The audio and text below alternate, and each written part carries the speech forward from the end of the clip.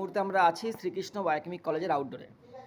একটি successful case আমাদের স্টুডেন্টদের স্টাডির জন্য আমরা ডেসক্রাইব করছি। ডক্টর প্রীতম দাসকে আমি আগ্রহ করবো ডেসক্রাইব করার। ধন্যবাদ।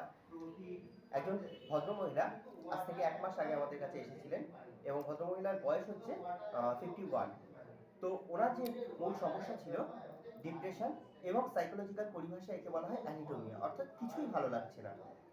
এবং এই ভালো না লাগাটা ক্রনিক এবং এতটা ডিপ স্টেজ যে বাড়ির লোক পর্যন্ত এতে অতিষ্ঠ হয়ে গিয়েছে।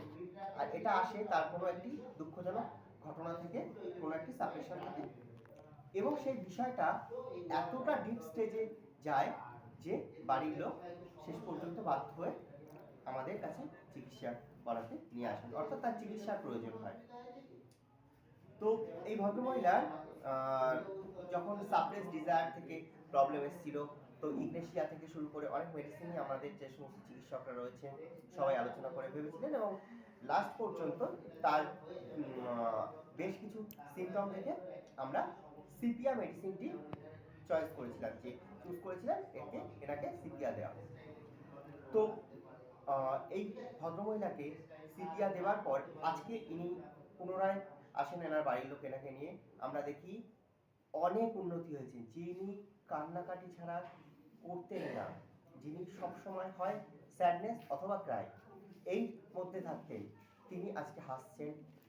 তার মুখে সর্বদা আজকে হাসি লেগেই রয়েছে।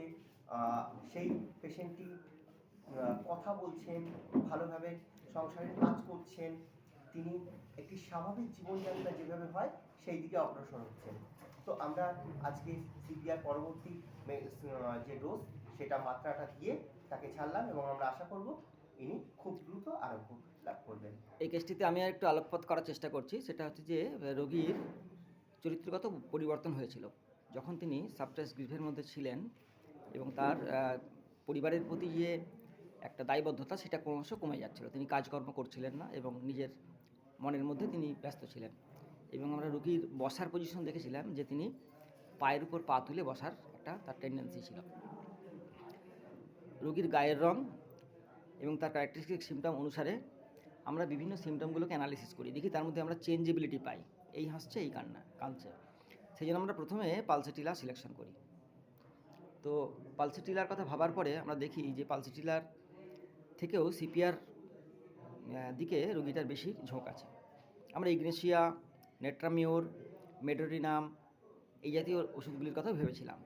এমনকি আমরা অরামেটালেকামের কথাও ভেবেছিলাম, কারণ একটি সিমটম ছিল রোগী বাঁচতে চাইছিল না। কিন্তু পরবর্তী সময়ে আমাদের যে বোর্ড, সেই বোর্ড বসে সিদ্ধান্ত নেয় যে এনাকে সিপিয়া দেওয়া হবে, এবং সিপিয়া দেওয়া হয়েছিল। এবং আজকে আমরা যখন দেখলাম রোগীর অবস্থার অনেকটাই উন্নতি হয়েছে, তাই আমরা তাকে 50 মিলিসিমেলে সিপিআরই পরবর্তী ডোজটা দিলাম। রোগীর অবস্থা 80% উন্নতি হয়েছে। আগেরবারেও রোগী আমাদের সামনে বসে কাঁদতে কাঁদতেই সমস্ত কথাবার্তা বলছিল, কিন্তু এবারে আমরা দেখলাম যে তিনি একবারও কাঁদেননি। তো এটাকে আমরা একটা উন্নতি মনে করব। এবং ছাত্রছাত্রীদের কাছেও আমাদের আগ্রহ থাকবে যে হঠাৎ করে কোনো মেডিসিন সিলেকশন করার পরে সেটা যেন দ্রুত চেঞ্জ করবেন না। যদি রোগীর অবস্থা উন্নতি হতে থাকে এবং একটা স্তরে গিয়ে উন্নতি আটকে গেছে, যদি উন্নতি হতে থাকে তখন আমরা প্লাসিবো দিয়ে যাব। যদি দেখি উন্নতি একটা স্তরে গিয়ে আটকে গেছে, তখন আমরা সেই ওষুধেরই উচ্চতম শক্তি প্রয়োগ করা উচিত, যদি তার অন্য কোনো অবস্থানগত পরিবর্তন না হয়ে থাকে। তো আমরা যেহেতু দেখলাম রোগীর অবস্থার শুধুমাত্র উন্নতি হয়েছে অনেকটা, সেই জন্য আমরা তাকে 50 মিলিসিমেলে পরবর্তী ডোজে গেলাম।